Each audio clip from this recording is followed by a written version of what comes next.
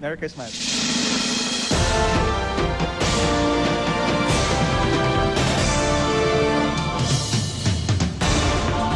Kung mabuhay kaya si Gat Jose Rizal, ano kaya ang makikita niya sa kanyang paglingon sa likod ng kanyang rebulto? Para sa kumpanyang DMCI, ang nagpapagawa ng kontrobersyal na Torre de Manila condominium, malaking bagay ang punto de vista.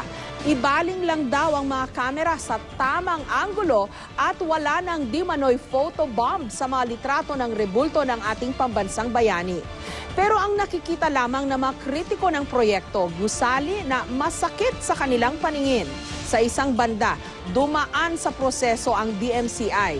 Nag-issue nga ng mga permit ang Manila City Hall at ang National Historical Commission of the Philippines.